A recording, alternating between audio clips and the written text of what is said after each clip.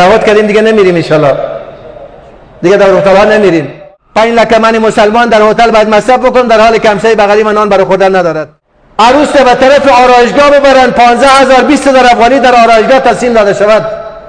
تو توقع داری بچی تو بچی خوب باشه؟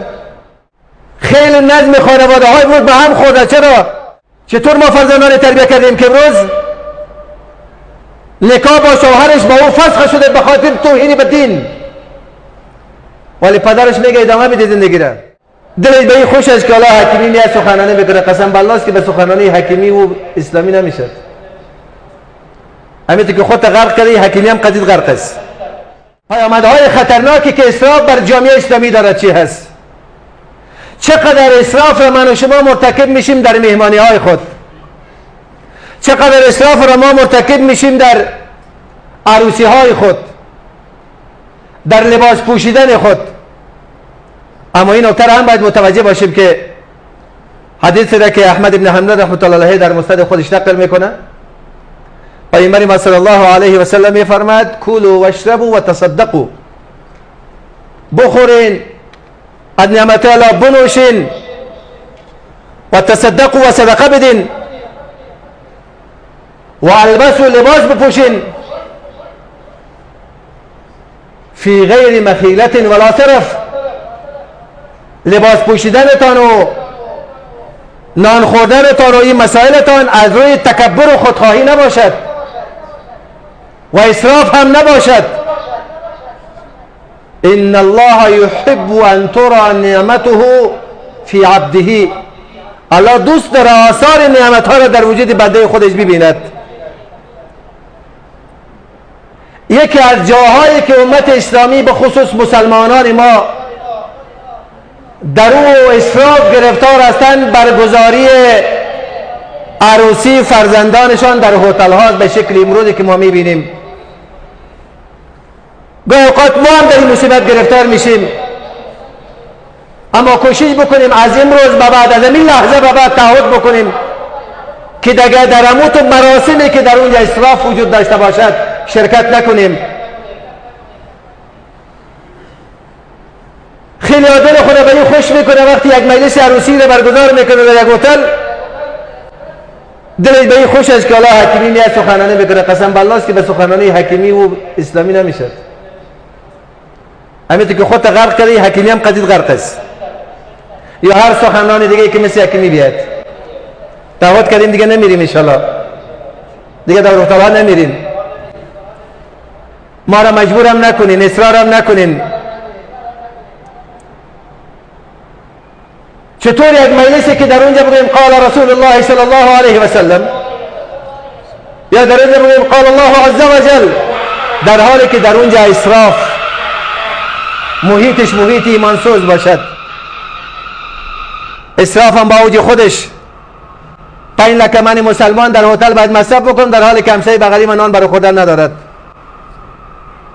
و ما توقعی را داریم که چطور فرزندان ما فرزندان خوبی باشد، در حالی که آغاز زندگی مسلمان از این ابتدا، وقتی که اساس و پایه‌گذاری زندگی مسلمان از این ابتدا پایه‌گذاری میشه و اساس زندگیش و خانواده از این تشکیل میشد. برای داشتن فرزند خوب ما باید دو کسی ما باید خوب باشه، پدر باید خوب باشد تا فرزند خوب تحویل جامعه بدهد و مادر هم باید خوب باشه تا اولاد خوب تحویل جامعه بدیم. اما زمانی که امروز زندگی ما در حالت شکل گرفتن است، ما در زندگی اساس و بنیاد و تهداب زندگی خود میمانیم. چقدر سنتی از سنتهای پیامبر صلی الله علیه و سلم در این ترک میشد و چقدر ما در گناه و در معصیت پیش میریم و توقعی داریم که اساس بچه های ما اساسشان خوب مانده شود. وقتی که شب عروسی هست و صبح عروس به طرف آرایشگاه ببرن، 15,000 20,000 افغانی در آرایشگاه تقسیم داده شود. تو توقع داری بچی تو بچی خوب باشه؟ اوقات نماز میرسه، نماز خواندنش چی قسم هست؟ در اون محفلی که وقتی که داخل میشیم اون محفل چه حالتی دارد؟ چقدر از غذاها در اونجا و از میوه‌ها پایمال میشد، چقدر وقت انسانها در اونجا ضایع میشد.